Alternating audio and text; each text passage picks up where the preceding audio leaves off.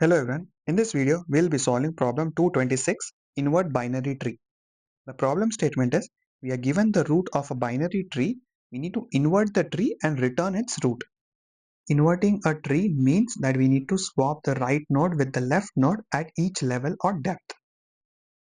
If we look at example number 1, root node is 4, it has a left node 2 and right node is 7.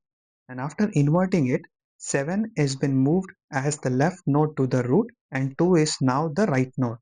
Similarly, if you look at the next level after that, all of the nodes have been swapped under 7 and 2. I hope you were able to understand what the problem statement is asking us to do. As we need to swap the nodes at each level or depth, the best option is to use the breadth first search traversal. In a breadth first search approach, we iterate through the root node, look at its left and the right leg, process them and then go one level deeper.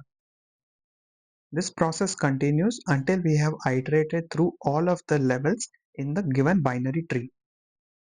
And because we need to swap the values between left and the right node, we'll use a temp variable which will hold the temporary value of either of the nodes so that we can swap the values safely.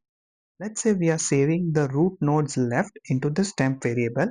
After that, we'll replace root.left with root.right and then we'll save the temp value back into root.right. We repeat the same cycle for each node at each level until we have iterated through all of the levels in the given binary tree. And as we are updating the existing tree, we don't need to save or create a new variable. And once the recursive loop is complete, we can return the root node as our output.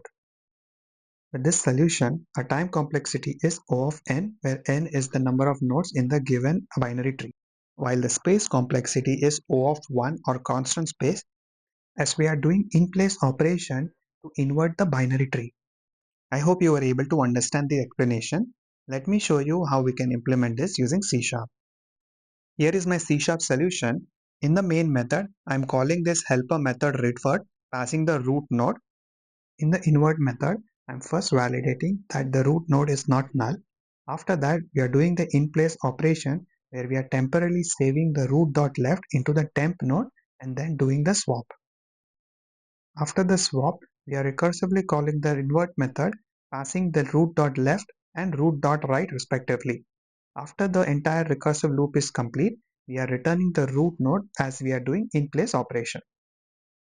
This code, when submitted on LeetCode, beats 100% of the submissions in terms of runtime and 72% in terms of memory. Thank you for watching this video. I hope you were able to understand the explanation. The details to access the source code is available in the description below. Feel free to check that out and I will see you in the next one. Thank you.